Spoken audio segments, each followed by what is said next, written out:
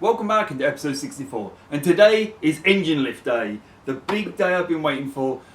I mean, it's got to be almost a year now. I'll look back actually and see how long it's been, but it's been a long time that this engine's been out, and I've been thinking and planning how to put the engine back in, and I think I probably failed to do everything, but we're just going to try. I'm going to try and do it on my own to prove that it's possible on your own. I know it's probably easier with another pair of hands to manoeuvre it in, but let's just go for it. It's going to be a lot of fun.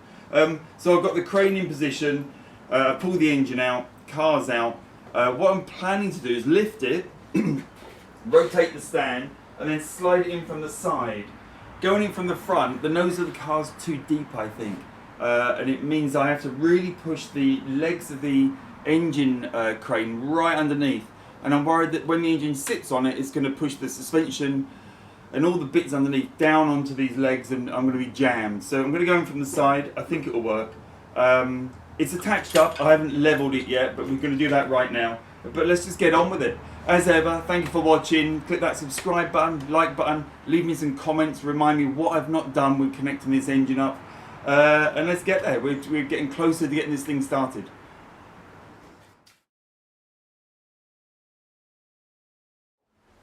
Well, today is the big day, so we need to get cover off, car out, get the lift in, and then work out how we're going to manoeuvre this engine in. But let's just get this out first and see how we do.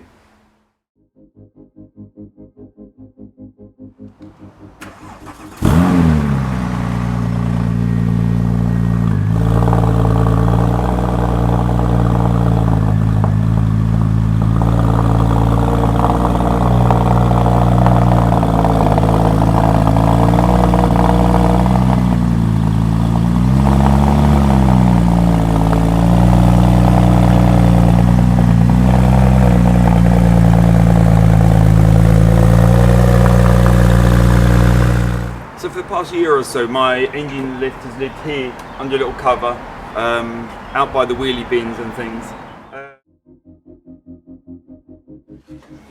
Now I've got all this space, I'm tempted to switch things around again. So if I pull the engine out, the engine lift can go right in front of the car, engine here, it can just sort of crane over and lift it up, rotate and drop it straight in. And I think that's potentially easier than me kind of doing it from here and I don't know. I'm going to try that way. Let's move it around a bit.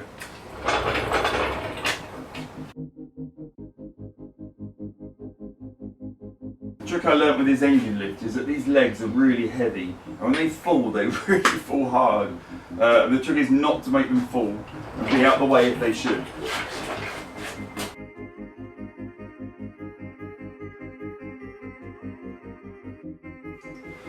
It feels quite hard to film because we're dealing with such big lumps. You know, the engine's a big lump, the crane's quite a big lump. But hopefully you're getting a view of what I'm trying to do. I've got the crane set up behind me. I'm going to spin this engine around so the bell housing's sort of pointing that way, or the whatever you want to call it. And then I'm hoping we can just lift it literally, and then I rotate the whole crane in, drop the engine in.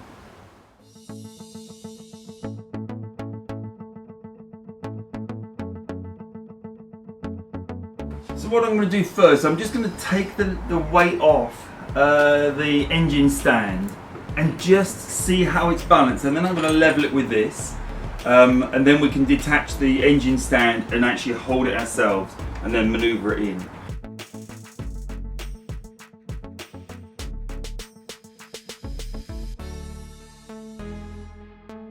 Okay, this is the plan B, where I've rotated it so that the engine stand is not fouling the legs of the lift, and that seems much better. So what we can do, we should be able to just lift this straight up.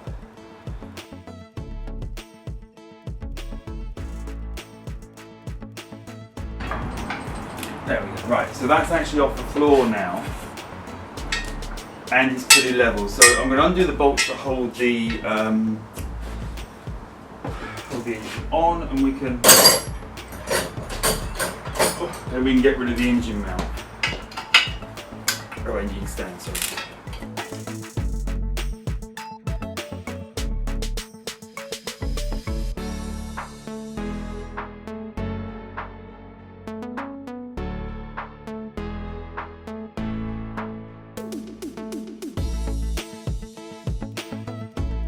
So coming in from the side, I'm hitting the wheel there, and the engine is about this far over, which is not far enough, and the crane's fully extended, so I can't extend anymore.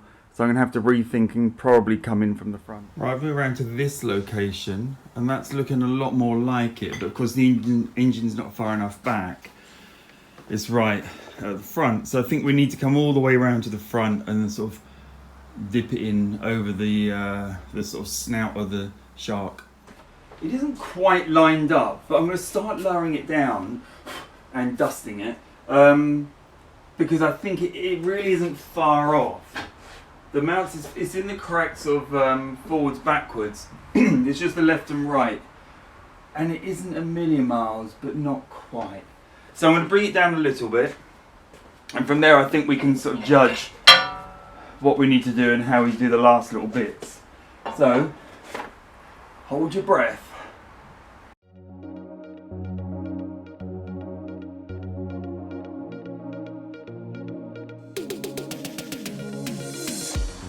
Very awkward, but we're getting there. The big problem is the legs of the crane, the engine crane, hitting the anti-roll bars of the drop links, and it stops me moving it across. And I'm trying to move it that way all the time, and it won't let me because it's hitting. But I've readjusted it. I've got a bit more space, so I'm just checking around, make sure we're clear. I'm going to lower it a bit more and just keep going really. Whoops. Just bit by bit, making sure I'm not crashing into anything, and gently lowering the engine down.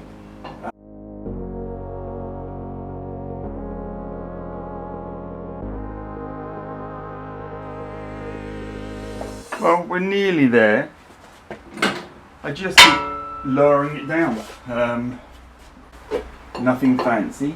We're clear of everything. And I'm just pulling it with one hand and letting it drop. I mean, it seems to be going in. Let's stop there, go have a look around, just check what we're dealing with. But we're not far off now. I'm going to need to sort of line up the engine mounts pretty soon, I would expect.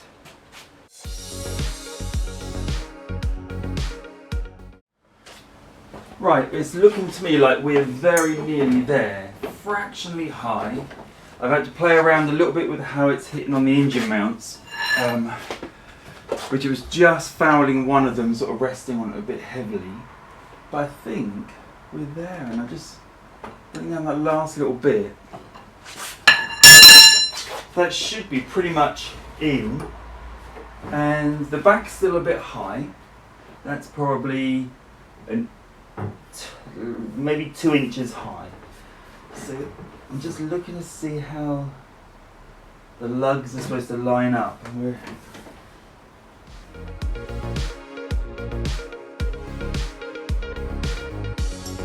I think the biggest surprise for me is just how low the engine sits.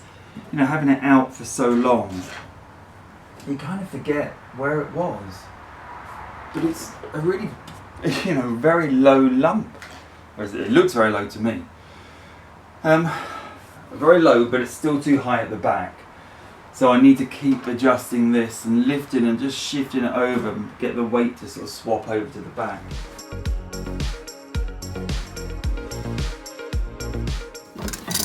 So if you look down there, we're about a couple of inches too far that side. We're nice and tight around this side. Front doesn't matter. And on this side, we're pretty good, I would say. We're looking good. So let's have a look underneath. So underneath, I can't see anything wrong. That's the engine mount there. I can't quite see where the car's lining up to it from this angle, so I'm going to have to move around a little bit. But, let's see if we can see this side. I think we're looking okay that side as well. I can see the engine mount there. Right, okay, a little bit of adjustment, but we're not looking too bad. Right, you might be able to see that it's just resting. I can't quite move the camera enough, but you see when I move the engine mount's moving, which means it's sitting on it a little bit.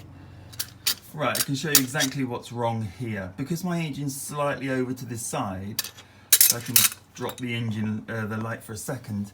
The engine mount, which is here, is fouling on the side of the sump. I'll try and lift the light up so you can see it again. I've just shimmied it and moved it over. My stupid light broken. But you can just see it's very tight at the moment, but that's clear. So now I should be able to just drop that down. That last, I don't know, it's got like 2 inches to go down, and then, yeah, I guess about 2 inches to go down, and then a little bit over to the right. Okay, I've got a problem. I think you can probably see there, but there's 2 lugs. I can't point because I'm laying under the car. But there's 1 lug in the bell housing and 1 lug in the engine side of the bell housing. I only need 1. And because that's a replacement block, presumably that lug was left in on one side and it stayed in on the other side on mine. So I only need 1 of those. So I need to take 1 out. So I'm probably gonna have to lift the engine back up, get it out, and then put it back in. And that's a bit of a pain. Add heat and a pair of molar grips and we're back at the races. That is the little lug that connects the engine bell housing to the gearbox. Right, I'm hoping we can just drop the engine in now. I had that little hiccup with the lug that sits between the 2 bell housings. That's out, bit of heat, pulled out magically. I think we can just lower it back down again, so let's give it a go. I can't see anything else that's wrong. It's just that as I was lowering it in, I could see, well, wait a minute, how's this going to go? There's two lugs sort of going together. But let's just lower it down and see where it fits, where it hits.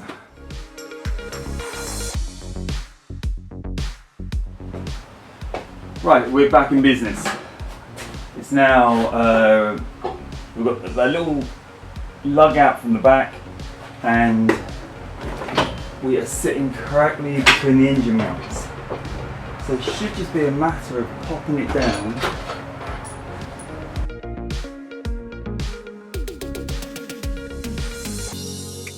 It may be a little bit hard to see, but sort of centre of the screen you can see the engine coming down onto one of the engine mounts.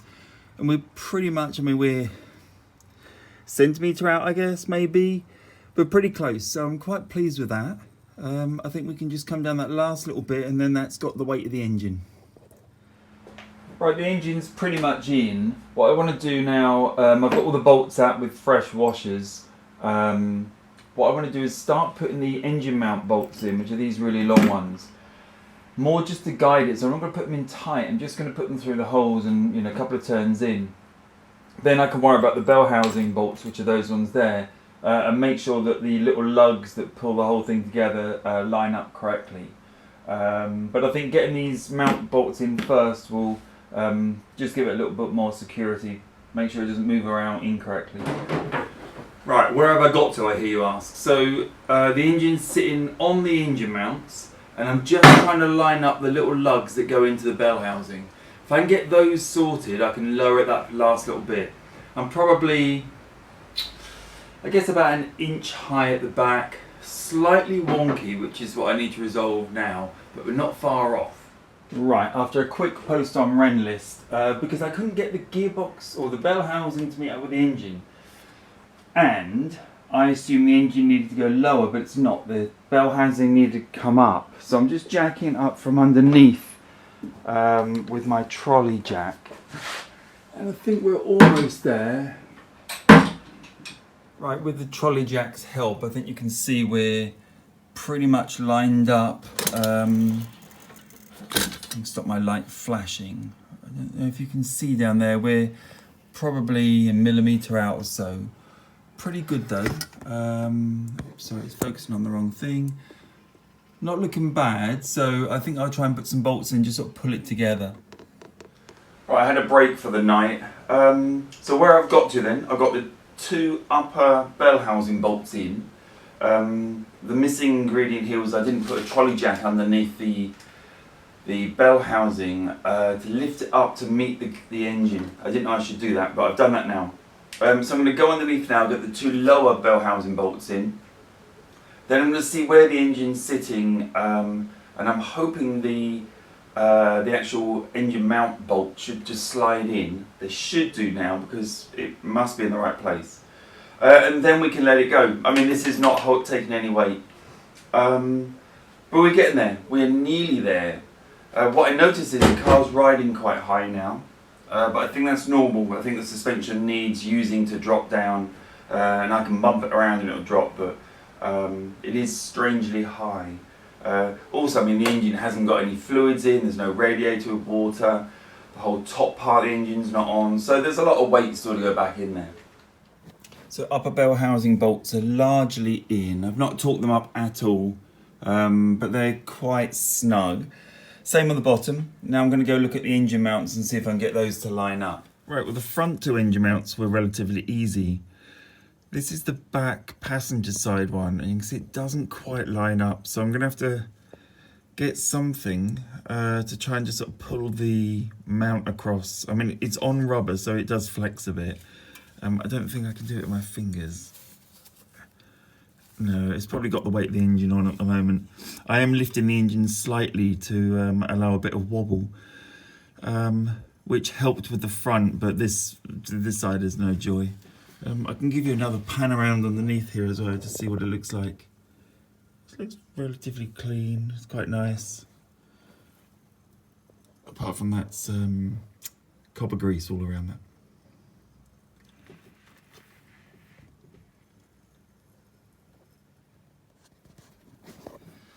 And there we are, all four engine mounts are in. There's one there, one over that side. I've just snugged them up, they're not tight at the moment, and two at the front. That took a lot of work, it was really not easy, but it's done. So I'm gonna go and have a coffee now.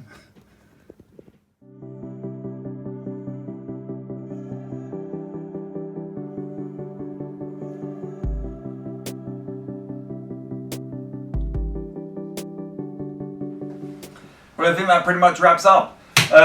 What a fantastic week. That is a week I've waited for, 1 year, 2 months and 8 days to do. Get that engine in from the beginning journey of snapping that spark plug off, having to take the engine out, get the heads rebuilt, everything in between, to get it finally back in the car is so satisfying. I managed to do it all alone, which I think is quite tricky in its own right. I didn't break anything, I didn't smash anything, didn't scratch anything, I didn't hurt anyone. And I think that's pretty good achievement. The hardest thing on there was probably getting those engine mount bolts in. They were quite tricky to get lined up and actually getting it to screw in. The bulkhead bolts weren't too bad, not bulkhead, the bell housing bolts weren't too bad. The actual lowering the engine in is pretty straightforward, it fits, it's just it's very tight. There's maybe a centimetre each side, something like that. But when you're coming down, it's not that bad. Anyway, thank you for watching, as ever. Please click the subscribe button, help me grow the channel, keep it going. Leave me some comments, tell me what I should be doing next. I plan on doing the fueling system next, which is I've just dropped on top of the engine at the moment. I want to check that works, blow some fuel through it to clean the pipes out, and then we'll connect up with injectors. But then after that, I'm just basically going to take the how to remove an engine guide and work backwards. So start number 50 and work up 49, 48, etc. But shout along the way if I'm doing something wrong or you think I've missed something out. Anyway, thank you for watching, guys, and I'll see you next week.